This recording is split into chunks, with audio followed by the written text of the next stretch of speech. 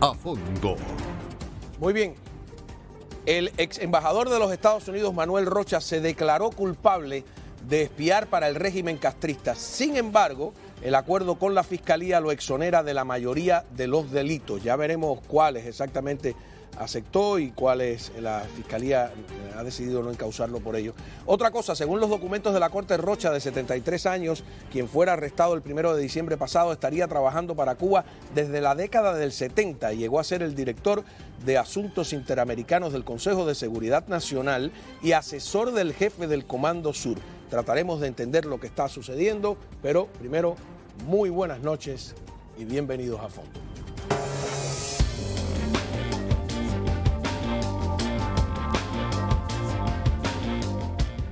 Bueno, muy bien, aclaramos. Avisó que se declararía culpable, ¿no? Que se va a declarar. Que se va a declarar culpable. Tenemos con nosotros al doctor Nelson Rodríguez Varela, abogado y exfiscal. Gracias por estar aquí con nosotros. Un placer. Y por hacer un esfuerzo. Todos estamos medios acatarrados, ¿no? Tenemos a Miguel Cosío, que si él no le entra nada, ni las balas, ¿no? El único que no se enferma nunca aquí, gerente general de América CB Network y periodista. Las balas de eso, Nelson, puede No, ¿Sí? eso es muy violento. Yo no tengo nada que ver con balas. ¿Cuál es la diferencia? O sea, no se ha declarado todavía culpable. Bueno, hoy lo que hubo fue una audiencia. Para la Corte determinar exactamente en qué posición se encuentra el caso. Entonces, lo que estaban hablando es acerca de que han revisado todas las pruebas que tenían que revisar, han chequeado con los agentes que se ocupan de mantener el control sobre los documentos secretos. La Corte también quería estar seguro que eso se había llevado a cabo de una forma correcta. Y se le indica a la Corte que él tiene una intención de declararse culpable, que ya han determinado cuál sería la sentencia, por lo menos de lo que se está reportando, y la Corte ha fijado entonces una fecha para cambio de declaración de culpabilidad. Obviamente todavía no se han presentado ningún acuerdo, no se le ha participado públicamente o a la Corte ningún tipo de documento demostrando cuál es ese arreglo, pero aparentemente hay dos componentes importantes. Uno, que se declara culpable a los dos primeros cargos, que es la conspiración bajo el capítulo 18, sección 371, de conspirar como agente de un gobierno extranjero, y la acción de ser un agente del extranjero bajo el capítulo 18, sección 951, que son los dos cargos principales en las acusaciones formales que se le hizo por medio del gran jurado. La sección 951 no es lo mismo que aquellos que son acusados de no inscribirse como agentes. Claro, hay dos cosas que son separadas. La parte de FISA, que requiere que tú te declares y te registres como agente de un gobierno, y típicamente es cuando tú vas a cabildear, cuando tú vas a avanzar los intereses de un gobierno o de entidades foráneas en los Estados Unidos. También. Exacto. Y eso es diferente porque la violación de eso tiende a ser más regulatoria. En el capítulo 951 ya es un acto delictivo, ya está bajo los estatutos en el capítulo de delitos de los Estados Unidos, donde ya se considera que tú tomaste parte y actuaste en contra de los intereses norteamericanos a favor de un gobierno extranjero, no necesariamente aunque te hayas inscrito, porque no te puedes inscribir para llevar a cabo ese tipo de acción. Eso no está protegido, ni es correcto que una persona en la posición de Rocha puede haber avanzado esos intereses de Cuba por muchas razones. Una, porque Cuba es un país que fomenta el terrorismo. Lo otro es que los intereses de Cuba no son los intereses de los Estados Unidos. Y obviamente, en términos de toda la información que él siempre manejó, también le instruyó y fue parte de formar una política favorable al gobierno de Cuba y en contra de los intereses norteamericanos. Así que hay una diferencia muy grande en términos de conspirar para violar el capítulo 18.951 como agente encubierto de Cuba y simplemente el acto de no haberse registrado como una persona que va a avanzar intereses legítimos de un gobierno extranjero. Claro, y está en los documentos las dos frases que usan en momentos distintos: agente secreto, que es lo que acaba de mencionar Nelson, y en otro creo que está agente encubierto. Es decir, claro, hay una técnicamente tú y yo le diríamos un espía. A ver, no, porque es que es un espía, claro que es un espía. Porque, ¿qué es un espía? O sea, ¿qué es un agente? Que es distinto a un oficial de inteligencia. Los 5 un agente de miembros inteligencia de la red Avispa que terminaron presos aquí, eran oficiales de inteligencia que dirigía cada uno a un grupo de agentes. Este es un agente de campo. Y un agente de campo, por eso la palabra encubierto es importante, es en el mundo de la inteligencia cubana, técnicamente. El mundo del espionaje. No, pero Enrique García, por ejemplo, que fue un oficial de la inteligencia castrista, lo explicaba muy claro desde el año 92. Un agente es aquella persona que trabaja de manera secreta, encubierta, de manera subordinada a un gobierno extranjero, que ha sido entrenado y toda la información. Y que transmite información, ¿no?, sensible, secreta del gobierno que tú representas. Pero lo fundamental es eso, subordinado, secreto y entrenado. Son tres. No, y que recopilas y pasas información, sí, pero te digo, a la potencia a la que tú sirves. Pero tú puedes recopilar información, por ejemplo, las congresistas que acaban de ir a Cuba, a lo mejor representan los intereses de Cuba, pero no lo están haciendo de manera secreta, no lo están haciendo de manera subordinada, supuestamente, pero tú no han sido entrenadas. Son dos cosas distintas. Por eso Aruca aquí decía todo el tiempo, yo puedo ser fidelista, soy castrista, etcétera, etcétera. Son dos cosas diferentes, ¿eh? Bueno, lo que pasa es que Rocha no es una persona común. Correcto. Rocha es un individuo que le tiene una alianza a los Estados Unidos, que ha manifestado ser leal, una lealtad a los Estados Unidos como funcionario de los Estados Unidos. Claro. Entonces, si tú actúas de forma adversa, olvídate de FISA. Si tú actúas de forma adversa, entonces tú estás violando ese juramento que tú le hiciste a ser fiel a los Estados Unidos. Entonces, por lo tanto, es acusado de esta forma, número uno. Número dos, el gobierno hizo lo mejor que pudo después de tanto tiempo con lo que pudo hacer, que fue reunirse con él, tratar de conseguir que él dijera ciertas cosas y tratar de conseguir que él declarara quién era él realmente, pero no se le pudieron probar acciones específicas, independientes de lo que tal vez él haya dicho después si se ha reunido con el gobierno. O sea, el gobierno de los Estados Unidos, a diferencia, por ejemplo, de Robert Hansen, no tenían actos específicos donde se pueda decir de que el señor Rocha hizo esto y esto y esto. Por lo tanto, no lo puedes acusar de ser un espía dentro de lo que le pudiste presentar al gran jurado. Pero obviamente lo que estamos viendo en el indictment, lo que estamos viendo que fueron sus acciones, es obviamente un espía.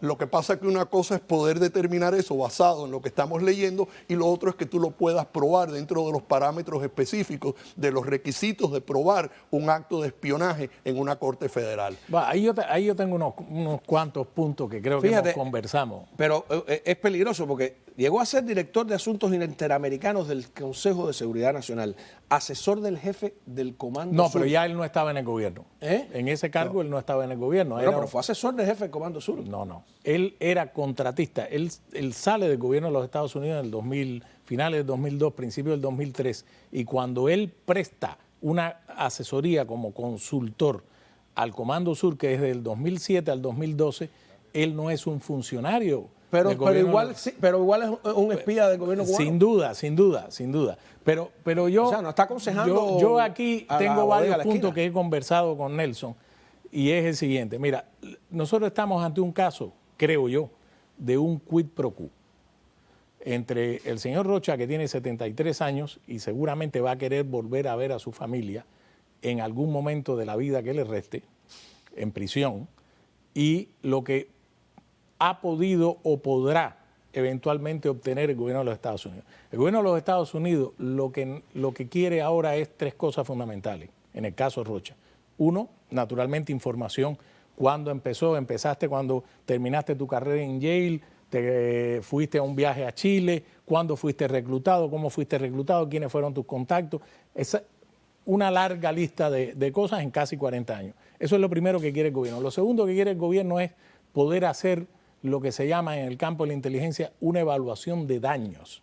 El daño que este hombre y sus contactos y su amplia red de espionaje durante todos estos años pudo causar o causó a Estados Unidos. Cuando tú haces una revisión y empiezas a comparar los datos, dónde estaba Rocha, en qué momento, haciendo qué, saltan, que el gobierno todavía no lo ha revelado y creo yo que no va a revelar, porque es información sensible, primero porque creo yo hay fallas del contraespionaje norteamericano y número dos, de alguna forma eleva en algunos círculos lo que el gobierno cubano pudo hacer en todos estos años de manera efectiva, a pesar de los golpes que ha recibido en el campo del contraespionaje.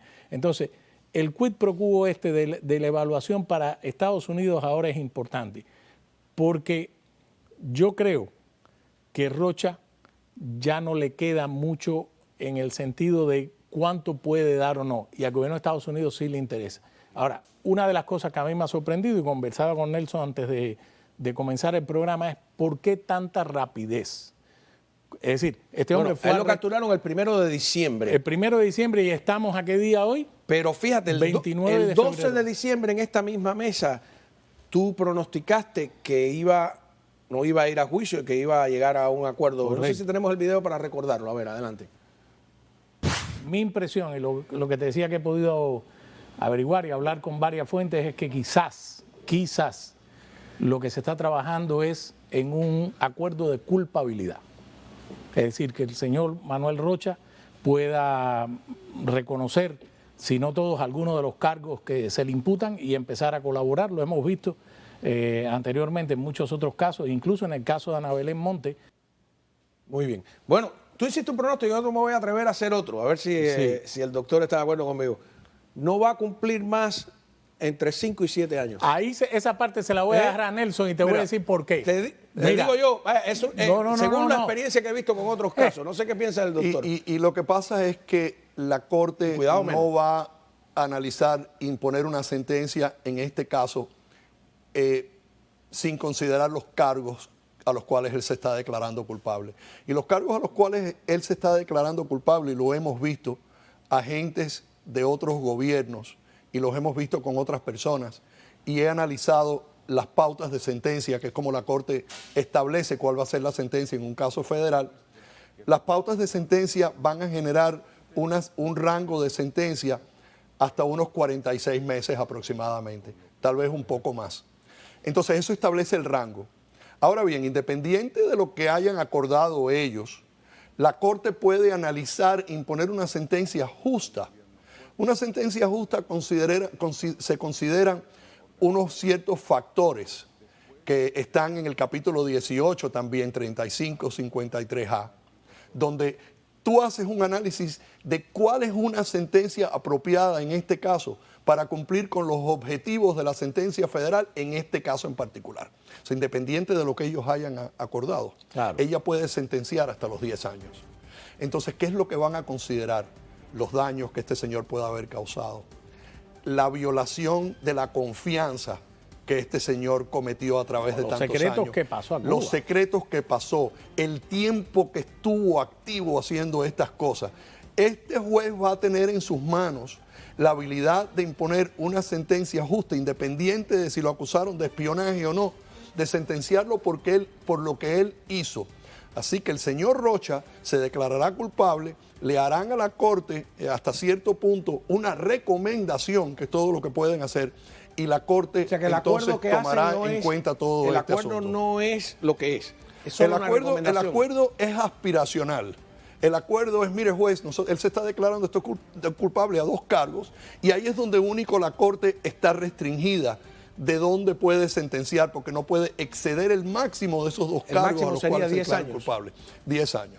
Ajá. Y el rango que usted dice que 46 meses son 3 años y algo. Y eso es lo que yo pienso que va a ser la sentencia base. El doctor me tira por abajo todavía. Claro, no. Pero te voy a explicar cuando regresemos de la pausa, al margen de la información legal, por qué yo creo que a veces que no lo meten en la trituradora de verdad. Volvemos.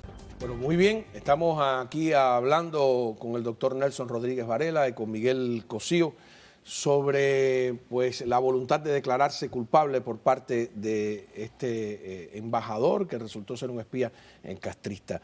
El daño, hablemos. El daño, mira, Rocha, ahí Nelson va a explayarse desde el punto de vista jurídico. Rocha pudo haber hecho mucho daño. Yo te voy a citar 2 de los que pudo haber hecho. Por ejemplo, Rocha en el periodo 1994-1995 fue director del Consejo de Seguridad Nacional para el Hemisferio Occidental de la Casa Blanca. Y acto seguido, en 1995, él se traslada a La Habana como el principal vicejefe de la misión de la sección de intereses de los Estados Unidos en La Habana en el periodo 1995-1997, donde en ese periodo, y estaba él como encargado de la misión en el momento del derribo de las avionetas Hermanos al Rescate el 24 de febrero de 1996, que acaba de cumplirse 28 años de ese crimen, 3 ciudadanos norteamericanos jóvenes muertos y un residente. Entonces, la información que pudo haber pasado Rocha o el interés de Cuba, de Fidel Castro, de cuál iba a ser la reacción del gobierno de los Estados Unidos, esa incógnita queda. Tú dices que en ese momento él era el principal funcionario cubano a cargo de la misión de la CINA diplomática en La Habana. O sea, de la Oficina de Intereses. Sí, señor. ¿Pero por qué? Porque creo que el jefe de la misión, acuérdate que en ese momento no estaba en La Habana. No había embajada. En ese momento me parece que no estaba en La Habana. Yo estoy chequeando todos esos datos. De todas maneras, él era el principal vicejefe. Además, acaba de venir de la Casa Blanca. Grande, ¿no? Pero y no solo eso, te doy un dato más. Uno de los daños más importantes que Rocha pudo haber causado, independientemente de Ana Belén Montes, que está citado en la acusación y en las pruebas, que en la conversación que el FBI le pudo grabar, uno de los daños más importantes que pudo haber hecho Rocha fue revelar o ayudar a revelar la identidad de uno de los principales agentes de la inteligencia norteamericana, que era un oficial de la inteligencia cubana que trabajaba, y eso puede hablar nuestro amigo José Cohen en su momento, si quiere, que creo que sí, de uno de los que estaba en Cuba en ese momento, que era Rolando Rolly Sarraf, que está hoy libre aquí en los Estados Unidos, después de cumplir una condena de 20 años por espionaje en Cuba. Ese muchacho en ese momento le entregó a José Cohen, le entregó a los servicios de inteligencia norteamericanos las claves cifradas de las comunicaciones. Y eso permitió a los servicios de inteligencia y de contrainteligencia de Estados Unidos descifrar una cantidad de mensajes, entre ellos los de Ana Belén Montes, la comunicación de Cuba con Ana Belén Montes y con la red de Avispa. ¿Quién sabe si Rocha jugó un papel importante en la identificación de Rolando Sarraf? Bueno, yo me pregunto eso y estoy casi seguro que sí. ¿Tiene alguna complicidad en la muerte? No, los hermanos al rescate. Yo creo que debe haber una demanda civil por este caso del señor Rocha representa, en mi opinión, una gran oportunidad para los Estados Unidos de perseguir algo que no se le ha dado la suficiente importancia, que es el asesinato de estos muchachos de Hermanos al Rescate. Esos patriotas que fueron derribados en aguas internacionales, ciudadanos americanos, y los Estados Unidos lo único que ha hecho en ese caso ha sido devolverle bajo la administración Obama los 5 espías que participaron, los 3 que quedaban, a Cuba. Entonces, eso para mí es un insulto a la inteligencia y es un insulto a la moralidad o la inmoralidad de lo que sucedió en ese caso.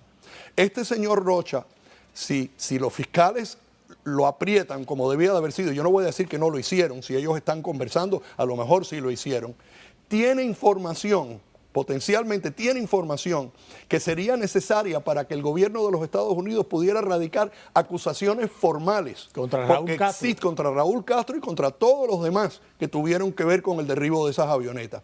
No solamente pienso yo que existe una jurisdicción federal para acusar a esos señores de asesinato, existe también, en mi opinión, una jurisdicción estatal por esa conspiración de cometer ese asesinato. El señor Rocha puede ser la llave de eso. Yo esperaría que en algún momento se le dé la importancia que se merece ese evento, de ese asesinato de esos muchachos. Porque para mí, esta es la mejor oportunidad que hemos tenido. Un señor, como tú dijiste, estuvo rodeado de todas estas personas. Este señor tiene esa información. Y si yo fuera el fiscal y ese señor no me da la información, yo no le doy absolutamente ningún arreglo. Tiene que haber una opción para que esa fiscalía le haga un arreglo y principalmente el tema de los hermanos al rescate. Los familiares, te pregunto, los familiares de Hermanos al Rescate no podrían demandar a Manuel Rocha como acaba de hacer Ofelia Acevedo y Rosa María Payá. Eso es interesante. Habría que tener un poco de información con respecto a las acciones específicas que tendrían que ir en esa demanda.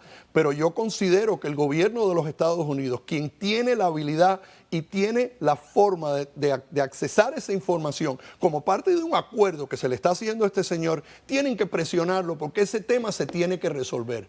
Y no solamente que se tenga que resolver con una demanda civil, se debería de resolver con cargos federales de esa conspiración de cometer ese asesinato en aguas internacionales. Pero Rocha es, en la situación que está, objeto de demandas civiles.